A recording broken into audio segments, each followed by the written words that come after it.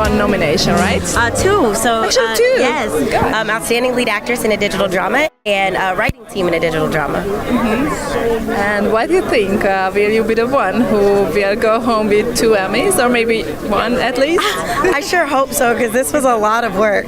So I would like to go home with the prize if I could for having to sit in a makeup chair this long. When you dressed up today, when you started to get ready for this event, what was in your head? At the very beginning, I just didn't want to look fat. But by the end of it, I was just like, do whatever it takes to not trip. Because it's like has a cape behind it and my heels keep catching. So you'll keep watching me like bat wing it out so that I don't step on it. That's all I've really been thinking. Well, good luck with that, and good luck with the awards ceremony. Thank you so much. Yeah, so my name is James Bland. I am the creator, executive producer of Giants. Giants is nominated for 11 Daytime Emmys. We are the 5th most nominated show this year, which is an incredible feat because we are a digital series, and we are the digital series with the most nominations. And so I'm the creator. I also star and writer, producer. I wear a lot of hats. Yeah. Wow. So what do you think? How many award will you? How many actually sculpture will you take home tonight? That's so hard. That's a tough question. Just because guess. you don't want to be presumptuous and I don't want to jinx it. I'll say we'll take home 5, 6, 11. No, 11. Let's say 11 awards. Yeah. Well, good luck. Take you so home much. 11 awards tonight. Yes. Thank you so much. We've got the host of the Daytime Creative Emmys. He's right here. He's working, probably talked to you. His name is David Osmond. Have you seen him anywhere? What? You Yes. know my favorite joke? Knock, knock. Who's there? David Osmond. Hey, there he is. We saw you coming through the line. punchline. It's about 75 crews, but you're on And your it's way. about 175 degrees. Hello, it is hot. As hot as you. Hey! Hey-o. Saw you on the television this morning promoting the Creative Emmys. You know, it doesn't even need much promotion because it is like this. It is this. Everybody knows what the Daytime Emmys are, and everybody knows who these people are. But this is the chance that we get to, give them the accolades that are due. The unsung heroes are the people that make great television, and these guys are the best of the best. Yeah, and that's why we got the best and the best hosting today. Oh, thanks, because man. people watch. A lot of times there's a lot of things to get distracted by these days, but you've got great energy, and the categories are more diverse than in the primetime Emmys because we have children's programming, we have talk shows, game shows. I'm thrilled about it. I get to do the first tranche of awards, so I'm going to kick it off with a musical number, set the pace, get right into the best songs, best original songs, and hair and makeup and all the good stuff. My wife's a hair and makeup artist, so this is great. David Osmond heading into host the 2019 Daytime Emmys Creative Awards. Oh yeah. I'm Angela Santomero. I am the creator of Daniel Tiger's Neighborhood, which is the #1 show on PBS Kids. And Congratulations. Thank you. Thank you. Centers around a little Daniel Tiger who it's a legacy property from the Fred Rogers company that I was Fred's #1 fan. So I'm very happy to continue his show in any way that I can. Yeah, please tell me when you started to get ready for tonight, what was in your head? Oh, I am just so thrilled to be around all of this amazing work, and whenever we get to celebrate what we do in kids, right, we get so excited because we don't get to do it enough. We really have the best in the business. So we have 20 nominations tonight. Everyone's just so happy to be together. Exactly. So enjoy the 46th Daytime Emmy Awards. Good luck. Thank you so much. I'm really excited to be here. It's a great opportunity for me. So did you do red carpets before? I've been on one for like a smaller award show, but nothing like this, so I'm really excited. Please tell us about yourself a little bit more. So I started acting when I was 5 years old, and I'm really experienced in voice acting. I've been in PAW Patrol, Daniel Tiger, PJ Masks. And tonight, why are you here? I'm nominated for my part on Daniel Tiger for Best Performance in a Preschool Animated Series. I played Daniel. Let me know what your friends told you before when they got the news that you will attend on this red carpet. They were really excited for me, and they are wishing me the best of luck, cheering me on tonight. All right, so good luck for tonight and enjoy the party after. Thank you. What brought you here tonight? Tonight I am nominated for Outstanding Performer in an animated series for my performance as Tilly Green on Big City Greens. Tell something about your character. She is an offbeat girl. We're a family from the country, so we're not real sophisticated city folks, but we moved to the big city, and the show is all about us adjusting to city life, and it's a really charming story. And Tilly Green, well, she's an awkward little girl, but she is very comfortable in her own skin. So I love that about her. Okay, so is she a little bit like you, or is she very far from you? You know, I think that I wished that I could have been like Tilly when I was young, because she's so secure in the fact that she's not one of the cool girls, you know? So I definitely relate to that. I just wish I was as secure about that at her age. All right, good luck with the award ceremony tonight, and hopefully you will take home one sculpture. We'll see, but just glad to be here. I'm here for Giants. I'm nominated for Outstanding Supporting Actor. So excited. I can't believe I'm here. The Emmys, are you kidding me? This is amazing. It's a dream come true. I agree. But did you have any just as great nomination before in the past? You know what? Actually, I have not. This is probably the biggest thing that's happening in my career in terms of nominations or an accolade. So this is a pretty big weekend for me and my career. Yeah. Do you think that it's gonna, if you got the award itself, will it change your career? I would hope so. I would hope it would change my career, but I would also hope that it would change my viewpoint about my career. You know, sometimes we can be a little bit hard on ourselves and things aren't going exactly the way you want it to go, but this happens, surprises happens, and so I think it's just a reminder that the unexpected does happen. So some people just don't believe in the awards and things. That's why I'm asking. Even Jordan Peele told me that he had a chat with Steven Spielberg, and they were talking about awards, and he said that I'm happy that I won't mind. But so what is your biggest dream? What is the award that you really want to get one day? You know, I do have dreams one day of holding that golden man, that Oscar. You know, that is one of my biggest dreams, to do a fantastic film, a feature film, a beautiful story from beginning, middle to end. I do dream about that. One day, I'll keep my fingers crossed. It sounds good. And who would be the director of that amazing movie? Who would you want to work with? I definitely would have to be a female director. Maybe Catherine Bigelow or Ava DuVernay. I would love to work with one of those two wonderful ladies.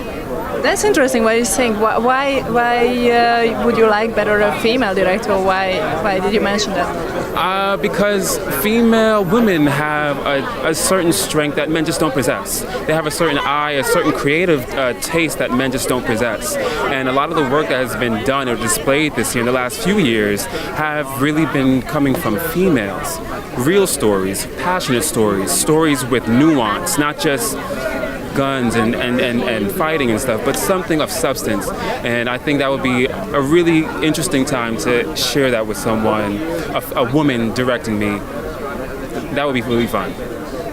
That's an interesting, very, very nice opinion. So thank you so much, and good luck for tonight. Thank you so much. So you are the composer of the Mickey Mouse shorts. Wow. My favorite and my daughter's favorite. So tell me about something that how you start to write the music for Mickey Mouse. Oh well, Disney held a blind casting, so they showed a very early version of the cartoon to lots of composers, and didn't know when their submissions came in whether the submissions were from famous composers or ones that they hadn't heard of. And so I was the latter, but they liked it, and so they took a chance on me, and it was a wonderful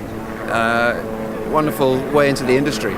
So did you get the inspiration from the older Mickey Mouse songs and music and everything? Oh, very much so. Yeah, we like to fill the cartoons with affectionate references back to previous Disney eras. So there are references to old rides at Disneyland that don't exist anymore, and maybe songs that people don't know so well, or characters that people don't know so well from the 40s or the 50s.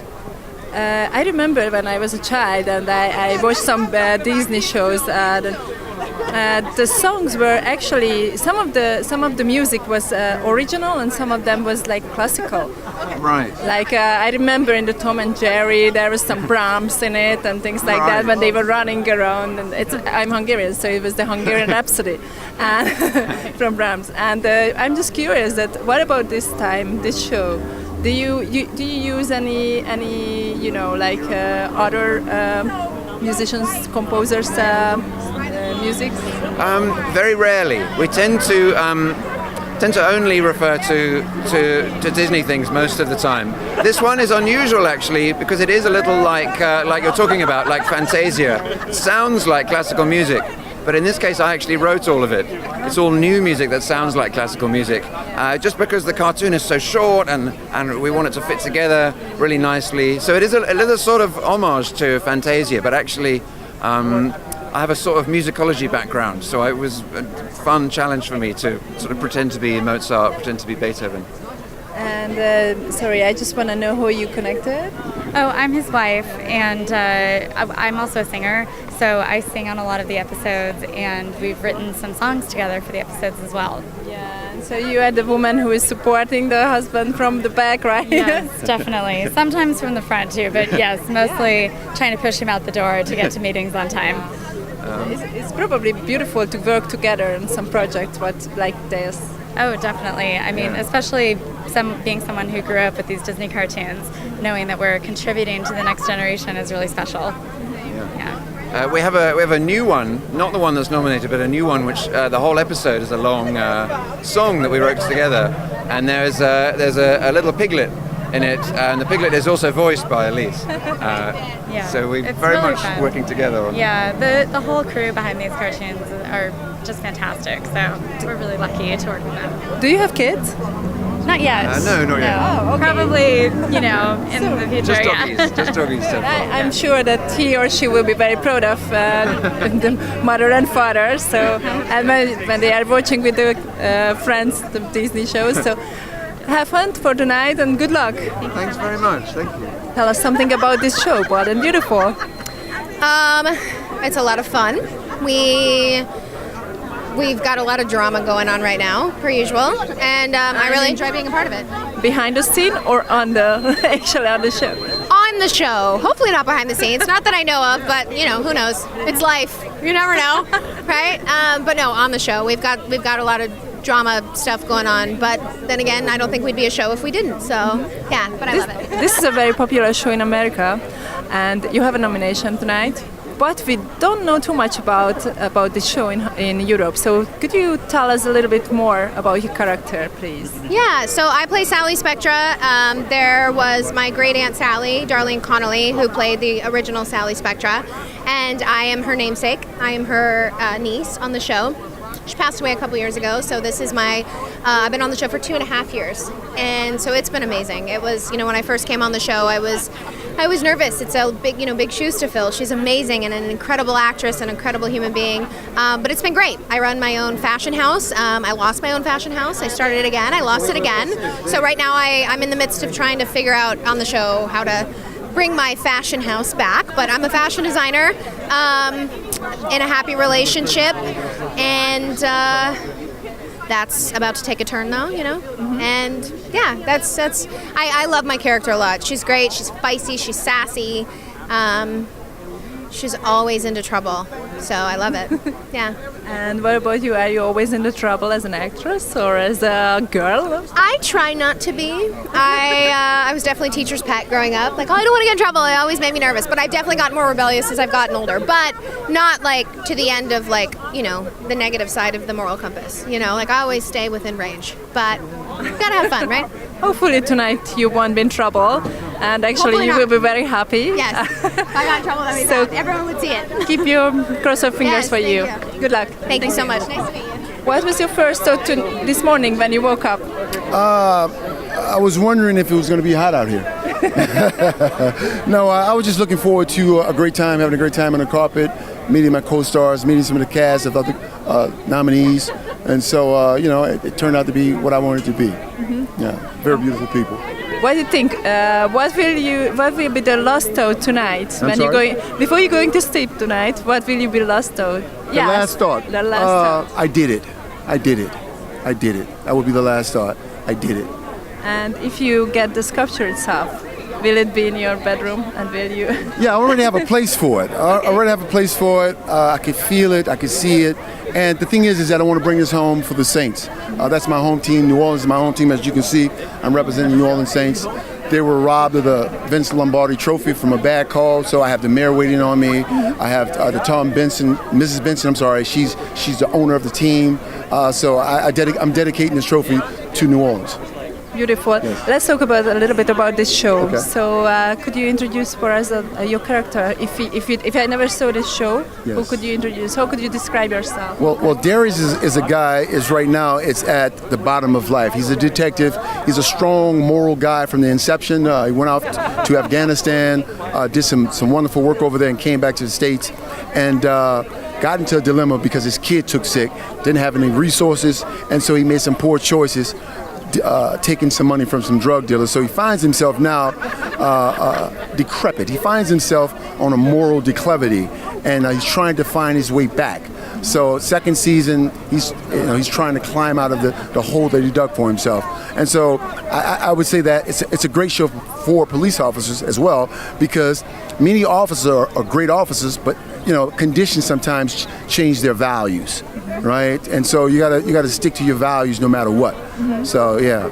Did you make some research how to be a great detective? I mean, did you go for the police departments talking about this character? Well, it's a funny story. I'm a formerly incarcerated person. I've been incarcerated as a kid and as a juvenile, so I had a lot of interactions with detectives based upon my lifestyle. Mm-hmm. And so coming out of that, I was real acquainted with those type of characters. Nice. So it was effortless. Beautiful dress. Thank you. Who is the designer of this? Giovanni?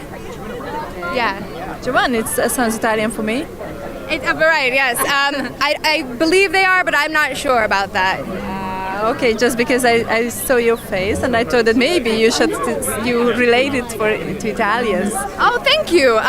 No, I did 2 DNA tests and I have my lineage and I couldn't be more boring. Yes. All right, so what brought you here tonight? I'm nominated for Outstanding Lead Actress in a Digital Drama Series tonight. Amazing. Is that your first nomination? No, I won last year for Best Supporting. So I get to sit at the big kids table this year, which is really awesome and crazy and surreal. So you're a guest who always comes back. What is next? So if you got this one, what will be the next show what you will attend? So I start shooting right away. I'm doing a project with ATI. Can't completely talk about it yet, but I get to play a female homicide detective, which is fantastic, which I've always wanted to do. I have a cousin in the FBI. She's a special agent in the FBI, so I hit her up right away. I was like, all right, Jamie, tell me the interview techniques, girl. I need to know. So I'm excited to shoot that. Yeah. It's easy. So you actually prepared with your cousin for that character, right? Oh, yeah. And what about this one? What you are nominated for? What is the name of the character? Leanna Ramos on the Bathe the series on Amazon. How I prepared for her? Well, I've been playing her for a lot of years, and I don't want to admit to the things that we share, but we share a lot. One of those things being resilience, knowing bottom, being there again and again and again, and still getting up every day and breathing in and out and forcing yourself to continue even though it doesn't seem like there's anything to go on for. And then you get these incredible moments where you get to walk in rarefied air. You do everything and you hope it's good work, and then people watch it and they think it's good work, and then you end up somewhere here, and it's just awesome. Share us a little bit backstage information about the show. So what was the most exciting moment of the shooting? Well, it was great to work with Vivica Fox. She's fantastic. She's such a good teammate. Her and A. Martinez are fantastic. We're all really close. And I hang out with a lot of my castmates, like, generally, so that we really, some casts pretend to be friends. I've done that before. We're really friends, and so that's the skinny, is like we're all there for each other, and we all gossip together, and we all have drinks together, and that's us. Did you become friends, or you've been already friends when it started? No, we all just became friends on the show, and like the the people who've been around the longest, the friendships just get stronger, and you're in the trenches together, and things aren't going right, and we're running behind, and this problem and that problem, we lost this, and it's gonna be fine. You know why? Because I got you, and you got me. Yeah, so could you share us, please, your social media sites? Absolutely. So I am on Twitter at Jade_Harlow, and I'm on the Insta at Jade Harlow 12. Tell me something about if you ever had any argument behind the scene. Where should I start? I mean, there's always going to be bickering, but like we love each other in the end. Yeah. I think the only argument we've had is like where we sit in the rec room when we're not filming. There are a lot of beanbag chairs and like fold-out chairs. Like we're on our feet all day, so we want to be able to sit. Or who wants spit? Do you remember any of the arguments? Not really. There wasn't any arguments, in the end we all like made up or anything, and yeah, it was just a fun time. We get along really well, all of us, yeah, like a family. I started cooking when I was 3 because my house burnt down, and so I moved in with my grandma, and she cooked a lot, and I just kind of caught on. So here we are, I started cooking about the same age as Ella, about 3 years old. I'm an only child, so when we'd have dinner parties, my parents would cook all day and I got bored. So I started to help them out, and it really just grew from there. It got serious and clearly led to something really great because I got to Just like Nikki and Ella, when I was little, I'd always loved to help my parents in the kitchen, and then my love of cooking just grew from there, and then I started doing it on my own, and that's when my passion for cooking really began. So. Okay. And what is your favorite food? Ooh, lemons. Wow, that's a hard question, but guilty pleasure, probably like a baked potato. I'm not gonna lie. Okay, yours? Probably like mochi ice cream. Oh, that's a good one. Okay. What your friends said when they heard about it that you will attend on this red carpet tonight? My friends have not stopped texting me, and they're flipping out right now. Did you make some selfies with some stars? Oh yeah, you know I did. Okay. All my friends, they were extremely excited. They told me to say hi to them, so hi everybody back home. Love you guys. My friends, all they did was just ask me to cook for them over and over and over again.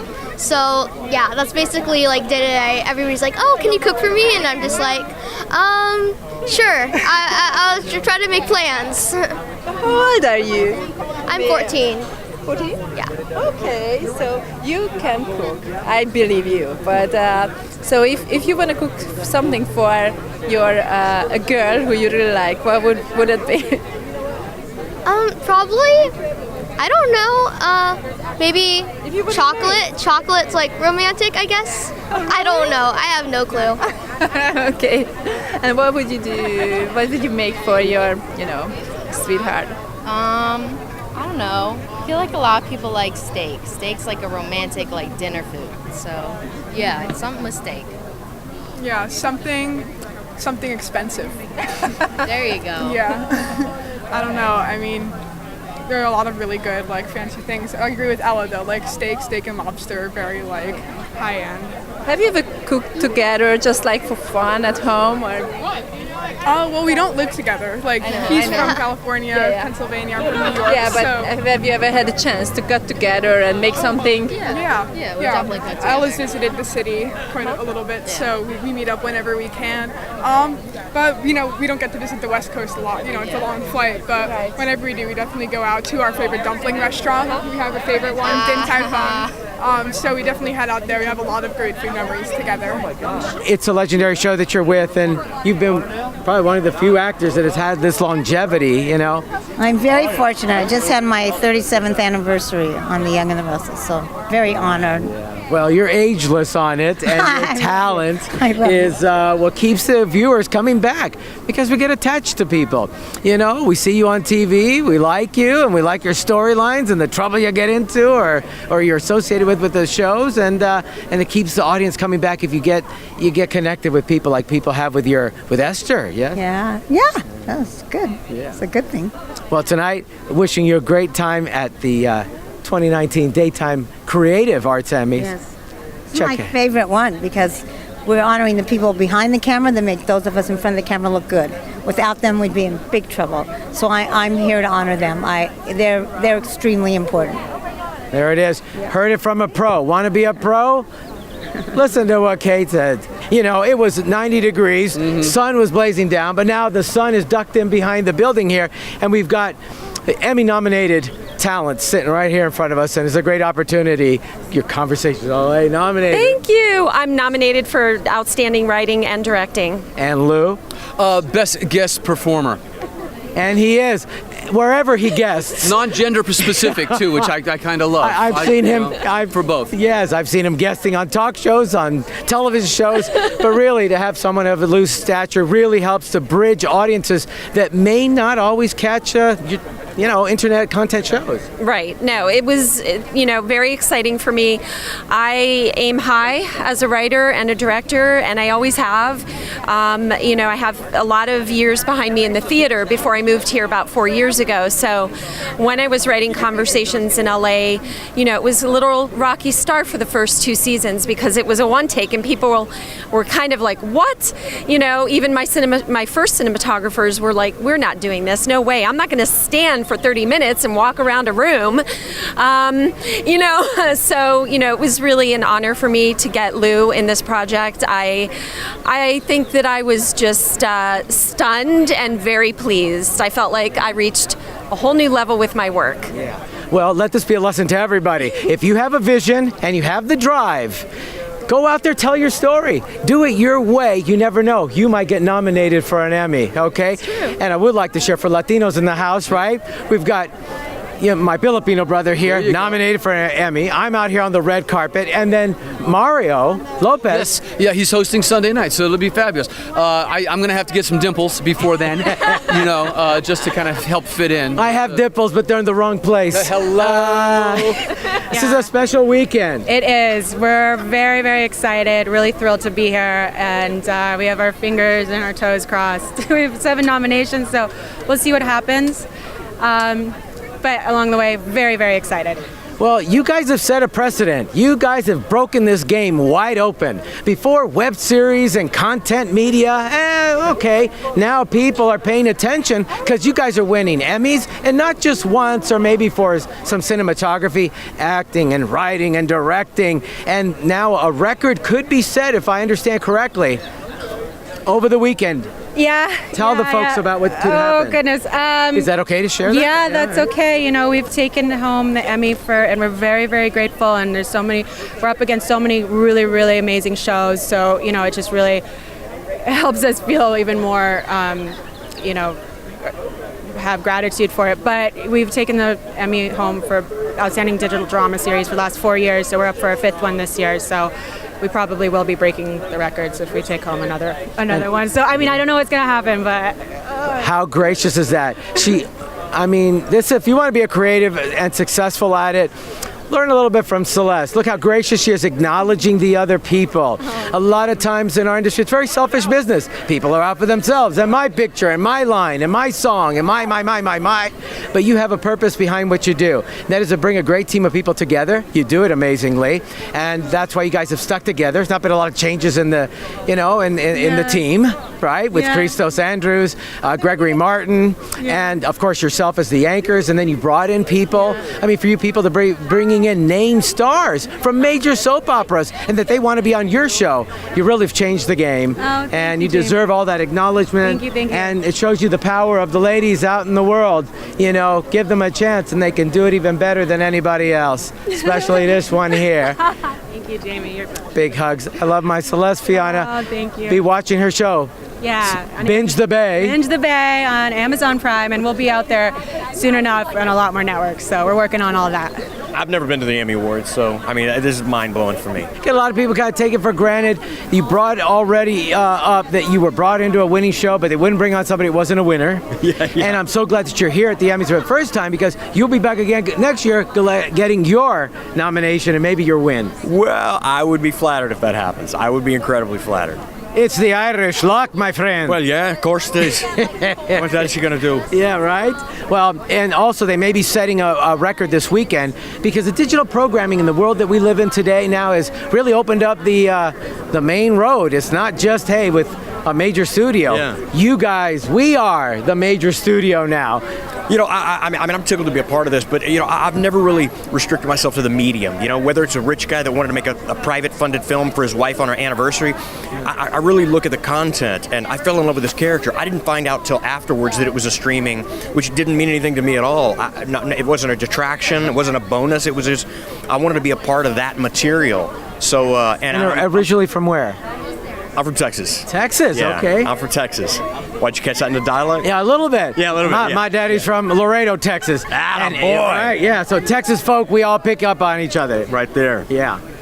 So I'm happy to be here. I'm flattered to be a part of it, and I mean, I'm tickled. I made a career out of doing movies that nobody sees.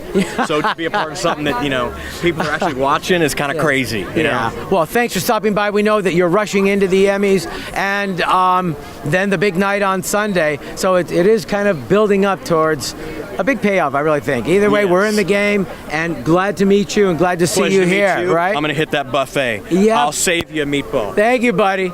Well, look, hey, the bells are going off, so that means the red carpet is now closing. All the celebrities and all the nominees that we've heard from are making their... There it is. They're making their way inside the auditorium. This is really exciting. Everybody's going to get in their seats. The director's in the booth, and the stage has been set for the 2019 Daytime Creative Arts Emmy Awards. You're getting it right here. I'm Jamie Monroy. Thank you for joining us on the red carpet. And like I always say, we may have all come as guests, but may we all leave as friends. Good night.